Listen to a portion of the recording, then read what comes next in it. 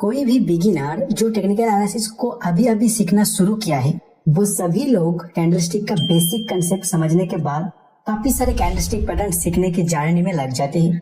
वो एक एक करके सभी कैंडलस्टिक पैटर्न जैसे doji, marubozu, bullish engulfing, bearish engulfing, morning star, evening star, hammer, shooting star etcetera सीखता रहता है। ये सब कुछ सीखने के बाद रियल चार्ट में जाके ढूंढता रहता है और पैटर्न मिल जाने पर ज्यादातर टाइम वो पैटर्न का नाम और कैसे रीड करता है वो भी भूल जाते हैं और फिर से कैंडलस्टिक पैटर्न को याद करने का जर्नी में लग जाते हैं और ये जर्नी साल भर साल चलता रहता है। तो आज का इस वीडियो में हम इसी प्रॉब्लम का सॉल्यूशन लेके आए हैं। इसमें आप सीखोगे कैसे ये सब पैटर्न को याद किए बिना रियल चार्ट में आप इसको आइडेंटिफाई कर पाओगे और उस सिचुएशन में वो पैटर्न को ट्रेड करे या ना करे उसका डिसीजन भी ले पाओगे। तो वीडियो को लास्ट तक जरूर देखना। देखने के बाद आपको लगे कुछ नया सीखने को नहीं मिला तो वीडियो को जरूर डिसलाइक करके जाना।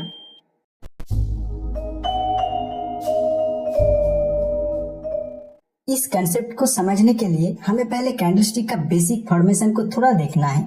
कोई कैंडल का ओपन नीचे और क्लोज ऊपर है तो उस कैंडल का कलर ग्रीन होता है और जनरली उसको बुलिश कैंडल माना जाता है। सेकेंड, जिस कैंडल का ओपन ऊपर और क्लोज नीचे होता है उसका कलर रेड होता है और जनरली उसको बेयरिश कैंडल माना जाता है। और हाई और लो इस डिस्टेंस को उस कैंडल का रेंज कहा जाता है। इतना बेसिक अगर आपको क्लियर है तो कोई भी कैंडल पैटर्न अगर आपके सामने बन रहा है तो अपने आप को हमेशा आप दो क्वेश्चन पूछोगे। फर्स्ट, उस कैंडल का टोटल रेंज के कंपैरिजन में उसका क्लोज कहां पर हो रहा है। सेकेंड, उस कैंडल का साइज अपने प्रीवियस कुछ रिसेंट कैंडल का कंपैरिजन में कैसा है। तो फर्स्ट क्वेश्चन को हम पहले देख लेते हैं। इस क्वेश्चन का आंसर से आप जान पाओगे उस कैंडल में प्राइस को कंट्रोल किसने किया, बायर्स या सेलर्स। जैसे इस कैंडल में आप देख सकते हो प्राइस यहाँ पे ओपन हुआ और थोड़ा नीचे जाने के बाद हाई यहाँ पे बनाया और हाई के थोड़ा ही नीचे ये क्लोज कर गया।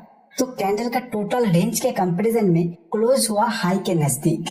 मतलब फर्स्ट क्वेश्चन का आंसर से हमें पता चल रहा है इस कैंडल में प्राइस को बायर ने कंट्रोल किया है क्योंकि इसका जो क्लोज है वो हाई के नजदीक है।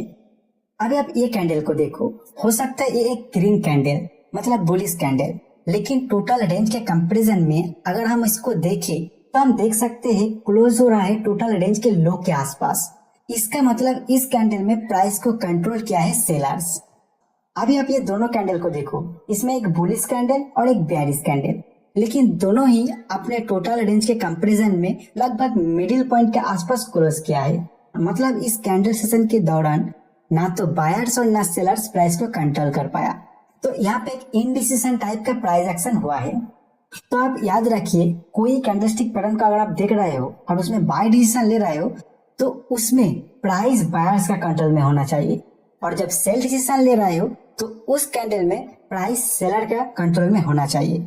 और जहां पर इनडिसीजन है मतलब प्राइस ना तो बायर्स का कंट्रोल में है और ना तो सेलर्स का कंट्रोल में, वहां पर कोई ट्रेड एंटिटी नहीं बनता है।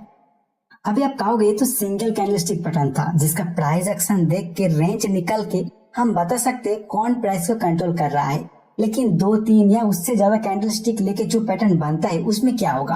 तो देखिए जब भी आप प्राइस एक्शन को देख के कैंडलस्टिक के हेल्प से प्राइस का कंट्रोल किसके हाथ है ये समझने की कोशिश करते हैं तो आपको सभी कैंडलस्टिक पैटर्न को भूल जाना है एंड लेटेस्ट कैंडल एंड कुछ रिसेंट कैंडल का बिहेवियर को देखना है। जैसे ये एक कैंडल है जो सीधा सीधा दिखाई दे रहा है, इसका क्लोज अपने टोटल रेंज के हाई के पास, मतलब बायर्स इसमें कंट्रोल में है। लेकिन इसमें प्रीवियस से 3 नंबर कैंडल को देख के आपको लग रहा है इसमें तो जम के सेलिंग आया था और प्राइस को पूरी तरह सेलर्स ने कंट्रोल किए थे। तो क्या प्राइस अभी पूरी तरह बायर्स के कंट्रोल में आ पाया या अभी भी सेलर्स के कंट्रोल में ही है। तो इसको देखने के लिए आपको ये तीनों कैंडल का प्राइस एक्शन को एक साथ देखना है, एक कैंडल के हिसाब से इसको देखना है। मतलब इसको एक साथ कंबाइन करना होगा और उसका प्राइस एक्शन से आपको इंटरप्रिटेशन निकालना होगा। तो अभी ये तीनों का लो हो रहा है, ये पॉइंट हाई हो रहा है, ये पॉइंट ओपन हो रहा है यहाँ पे और क्लोज हो रहा है यहाँ पे। तो अभी आपके सामने एक नया कैंडल बन के आ गया। अभी इस नया कैंडल के रेंज के हिसाब से क्लोज है रेंज के हाई के आसपास। तो आप बता सकते हो ये तीनों कैंडल के प्राइस एक्शन में प्राइस को लास्ट तक बायर्स ने ही कंट्रोल कर लिया। अभी आप एक पॉइंट यहाँ पे ध्यान दीजिए, ये जो तीनों कैंडल है इसको एक साथ मॉर्निंग स्टार कैंडलस्टिक पैटर्न कहा जाता है, जो एक बुलिश सिग्नल को जनरेट करता है। लेकिन इस मेथड से आप इसका नाम जाने बिना ही प्राइस क्या कहना चाह रहा है इसका इंटरप्रिटेशन निकाल लिया है। दूसरा एक एग्जांपल में देखिए, आप ट्रेंड के दौरान एक स्ट्रॉन्ग बुलिश कैंडल बनता है जिसका प्राइस कंप्लीटली बायर्स का कंट्रोल में है। आप अगर याद कर पा रहे हो तो इसको बुलिश मारुओजो कैंडलस्टिक पैटर्न कहते हैं, लेकिन हमें नाम से कोई लेना देना नहीं है। आप अभी इस कैंडल को देख के सोच रहे हो अगर नेक्स्ट कैंडल बुलिश कैंडल बने तो हम इसमें बाय करेंगे, और आगे जाके नेक्स्ट कैंडल एक छोटा सा बुलिश कैंडल बनता है, तो इस सिचुएशन में आपको तुरंत बाय नहीं करना है, आपको ये दोनों को कंबाइन करके देखना है। तो इसका लो बन रहा है यहाँ पे, हाई यहाँ पे, ओपन यहाँ पे और क्लोज यहाँ। तो इस नया कैंडल का रेंज और क्लोज के हिसाब से आपको सीधा सीधा दिखाई दे रहा है इस दौरान प्राइस को सेलर कंट्रोल कर लिया। तो इस सिचुएशन में यहाँ पे कोई बाय ट्रेड नहीं बनता है। फिलहाल का प्राइस एक्शन को इस तरह स्टडी करने के बाद लग रहा है प्राइस यहाँ से रिवर्स हो जाने का चांस बहुत ज्यादा है। अभी ये दोनों कैंडल मिल के कौन सा पैटर्न बन रहा है मुझे नहीं पता, और इसको याद करने का जरूरत भी नहीं है। आप कैंडलस्टिक का प्राइस एक्शन को देख के बायर्स और सेलर्स का बिहेवियर को स्टडी करना जब सीख जाओगे तो कोई भी कैंडल पैटर्न को याद करने का कोई जरूरत नहीं होगा आपको। अभी आप हमारा सेकेंड क्वेश्चन में आते हैं, उस कैंडल पैटर्न का साइज अपने प्रीवियस कुछ कैंडल का कंपैरिजन में कैसा है। इसमें आपको देखना है जो कैंडल्स आपने स्टडी करके बायर्स और सेलर्स का बिहेवियर जानने की कोशिश कर रहे हो उसका प्रीवियस कुछ रिसेंट कैंडल उसी डायरेक्शन को सपोर्ट कर रहा है क्या नहीं। जैसे प्राइस यहाँ पर रिट्रेस करने के बाद सपोर्ट एरिया में एक स्ट्रॉन्ग बुलिश कैंडल बनाया है, इसको देख के पता चल रहा है इस कैंडल में प्राइस को बायर ने कंट्रोल किए है। लेकिन प्रीवियस रिसेंट कैंडल जब प्राइस नीचे आ रहा था उसमें प्राइस का कंट्रोल सेलर्स का था, और ये सब का जो साइज था उसके कंपैरिजन में रिसेंट बायर्स का कंट्रोल किया हुआ कैंडल बहुत ही छोटा है। तो ये सब देखने के बाद आपको पता चल रहा है जो रिसेंट मूव बायर्स ने ले आया है वो प्रीवियस कुछ कैंडल में सेलर्स जो अपना पावर दिखाया था उसके आगे ज्यादा स्ट्रॉन्ग नहीं है। अभी भी सेलर्स फिर से इजीली प्राइस को कंट्रोल करना शुरू कर सकता है, क्योंकि यहाँ पे जो रिसेंट प्राइस एक्शन है उसके हिसाब से सेलर्स का प्राइस के ऊपर कंट्रोल ज्यादा है। भले ही ये रिसेंट कैंडल में बायर्स ज्यादा कंट्रोल ले लिया है, लेकिन उसका प्रीवियस कुछ कैंडल को देख के कंबाइन करके जब आप इसको देखोगे तो आपको पता चलेगा अभी भी सेलर इसमें काफी कंट्रोल कर रहा है और कभी भी आके फिर से अपना ट्रेंड को कंटिन्यू कर सकता है। तो यहाँ पे ट्रेड ना लेना ही अच्छा है।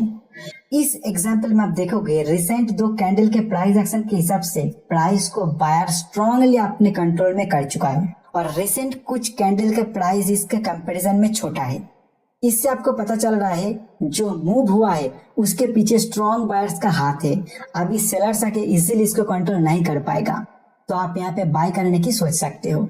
और ये केवल आप अप साइड के लिए नहीं डाउन साइड के लिए भी कर सकते हो। इसमें आप पहले प्राइस का ट्रेंड को आइडेंटिफाई करने की कोशिश करोगे, फिर प्राइस अगर डाउन ट्रेंड में है या फिर कोई रेजिस्टेंस एरिया में है तो रिसेंट कुछ कैंडल को स्टडी करना शुरू करो। कोई पैटर्न इसमें ढूंढने का जरूरत नहीं है, आपको सिर्फ देखना है रिसेंट एक या दो तीन कैंडल मिला के सेलर्स का स्ट्रांगली कंट्रोल है क्या नहीं। और जब प्राइस को सेलर्स ने पूरी तरह कंट्रोल करना शुरू किया है उस कैंडल का साइज अपने प्रीवियस मूवमेंट का रिसेंट कुछ कैंडल का जिसमें प्राइस को बायर कंट्रोल कर रहा था उसके एवरेज साइज से ज्यादा होना चाहिए। अगर ये सब कंफर्मेशन आपको मिल रहा है तो यहाँ पे आप शॉर्ट सेल कर सकते हो। तो जितना सारे कैंडलस्टिक पैटर्न है उसका पीछे का साइकोलॉजी है उस दौरान स्ट्रांगली प्राइस को कंट्रोल किसने कर रहा है, और उसी के अकॉर्डिंग आपको सभी कैंडलस्टिक पैटर्न को सिखाया जाता है और एक ट्रेडिंग प्लान भी दिया जाता है। तो बस आप उस साइकोलॉजी को समझ लो और अपने हिसाब से कोई भी कैंडल को स्टडी करना शुरू करो। किसी का नाम याद रखने का कोई जरूरत नहीं है। और आज का वीडियो यहीं पे मैं समाप्त करूंगा। कुछ सीखने को ना मिला तो डिसलाइक कर देना, लेकिन अगर कुछ सीखने को मिला तो प्लीज एक लाइक करके हमें कमेंट सेक्शन में जरूर बताना वीडियो कैसे लगा। फिलहाल इतना ही, मिलते हैं नेक्स्ट वीडियो में नए कोई कंसेप्ट के साथ।